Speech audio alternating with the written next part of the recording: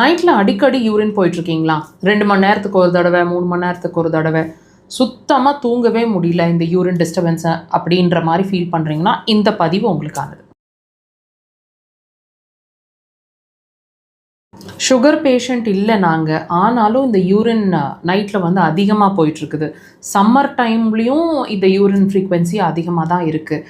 Winter compare பண்ணும்போது வின்டரை விட சம்மரில் இன்னுமே தொந்தரவு அதிகமாக இருக்குதுன்னு நீங்கள் ஃபீல் பண்ணிகிட்ருக்கீங்க அப்படின்னா இது எதனால் நடக்குது, என்ன பிரச்சனையாக இருக்கக்கூடும், இதை எப்படி தீர்க்க முடியும், இது எல்லாத்தையுமே இந்த பதிவில் முழுசாக பார்த்து தெரிஞ்சுக்க போகிறீங்க. பொறுமையாக முழுசாக பாருங்கள். இந்த ப்ராப்ளம், அதாவது இந்த ஃப்ரீக்வன்சி ஆஃப் யூரினேஷன் அப்படிங்கிறது பல காரணங்கள் அப்படிங்கிற மாதிரி சொல்லப்படுது. பல காரணங்களால் வருது அப்படின்னு சொல்லப்படுது.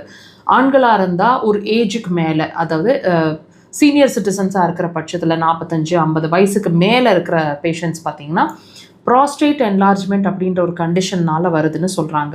பெண்களாக இருந்தால் அடி இறக்கம், அதாவது ப்ரொலாப்ஸ் யூட்ரஸ் அப்படின்ற கண்டிஷன்னால் வருதுன்னு சொல்கிறாங்க.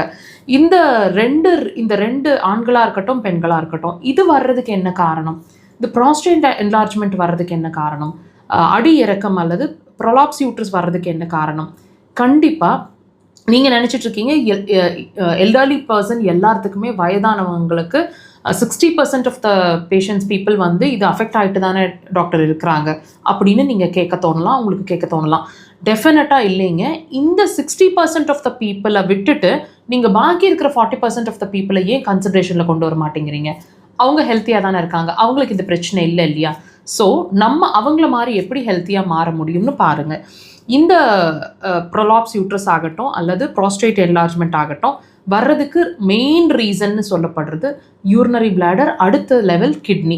ஸோ இந்த யூரினரி பிளாடர் கிட்னி அப்படிங்கிற 2 பேட்டரின்னு சொல்லப்படுறது அக்குபஞ்சரில் நாங்கள் அதை அப்படி தான் அணுகுறோங்க.